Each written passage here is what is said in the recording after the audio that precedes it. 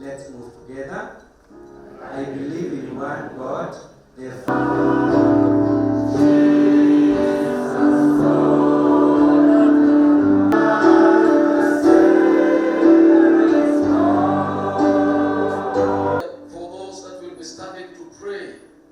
Touching different aspects to be ready for this great festive season, the Christmas.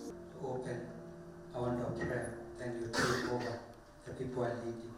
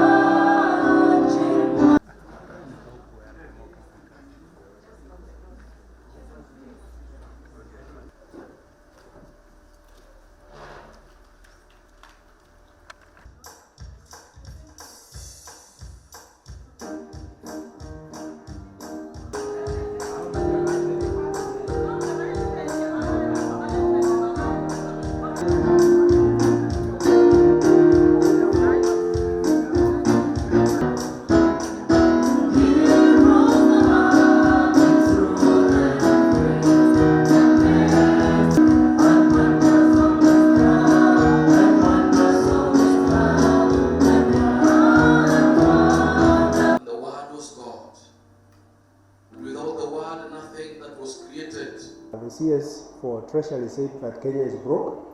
I think all Kenyans understand what that means, and if his report is indeed true that Kenya is broke, then all Kenyans need to be informed properly and to be consulted on how they are going to work towards saving their country from becoming insolvent. That's what we call it. However, we appreciate the measures that the national government has put in place and the National Treasury. We have seen some of the measures adopted by Parliament in terms of bills and laws. And it is time for all of us as Kenyans, because we are the sovereign of this country, to all gather together. The economy is too important and so sacred to be left only to the bureaucrats in Treasury. It is time for all Kenyans to rise up and save their country, and whatever can be done to make sure that Kenya is solvent again must be done. And that is why we have said we must stop the wanton wastage and theft of public funds by public officers. We also have said that the government must live within its means. We know that Kenya raises about 2 trillion shillings from ordinary revenue every year. So the budget of Kenya should not go beyond 2 trillion. But we have a very big budget that is financed through borrowing. And then we have also said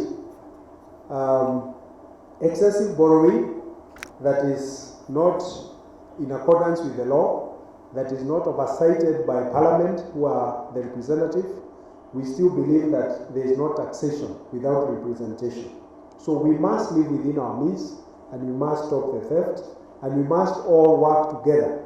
Not just, this is not a responsibility of National Treasury, it's a responsibility of every Kenyan to save our country and to make sure that the little money that we are raising through taxes does not end up in pockets of a few. When the Treasury is saying the country is broke, we should not be seeing creation of additional positions for a few so that they can earn salaries and allowances. So we will ask and urge Parliament and all the state officers involved in that initiative to shelve it until when Kenya is able to pay its obligations, both in terms of debt and in terms of providing services to Kenyans. We made to understand that several state-owned enterprises are going to be privatized. We are also aware that the state-owned enterprises have been a cause for alarm because of the spend they have on the budget. They spend upwards of 500 billion from the exchequer. So while we understand that, we also understand that Kenya is not fully food secure, and part of our sovereignty as the people of Kenya, under the Constitution of Kenya, Article 1, is seeds. So privatizing our only company that makes seeds that are of high quality is a violation of our Constitution, and is also a violation of our sovereignty as a people of Kenya. We are also careful that it doesn't result in introduction of genetically modified organisms or GMOs, which are going to affect everything, even our DNA as Kenyans. We want to reserve our DNA by having control of Kenya seed. Thank you. So we are urging all players on both sides of the political divide to wait until this report is adopted by the House. As to whether there will be a referendum or not, that is a decision by Kenyans, not by politicians. Thank you. We call for fast tracking of the recruitment of an appointment of the commissioners for the Independent Electoral and Boundaries Commission.